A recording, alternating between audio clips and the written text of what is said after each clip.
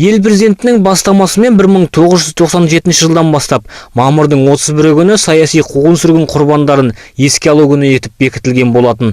Бұл 1937-1939 жылдардағы қазақ зиялыларының репрессия құрбандарына айналғанымен де байланысты. Тоталитарлық жүйенің езгісінде болғандардың арасында солтүстік қазақстандықтардың да саны көп болды. Олардың арасында ел егемендігі үшін күрескендер де бар. Жас ұрпақ пен кейінгі буын өкілдері солардың есімдерін ұмытпау үшін қуғын-сүргін құрбандарының ескерткіш алаңында жиылды. Тағзым ету рәсіміне өңір жетекшісі Ерік Сұлтанов та қатысты. Жиылғандар қуғын-сүргін құрбандарын үнсіздікпен еске алды.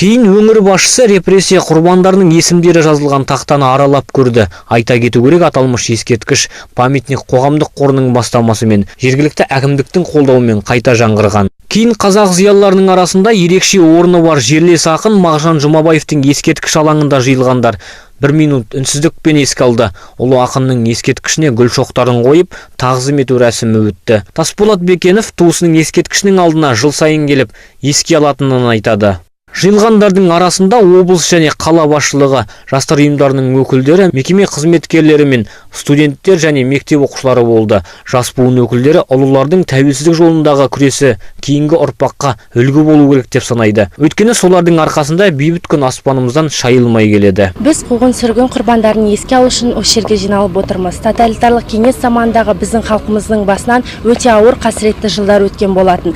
Сол кездегі 20-30 жылдардағы кеңес билігінің өз қолынан жасап алған аштық жылдарын айтуға болады, және де 1937 жылғы болған репрессия. Осы жерге біз бүгін Мағжан Жұмабаевты "Мен жастарға сенемін" деп жырлаған қазақтың ұлы ақынын еске алу үшін келіп отырмыз.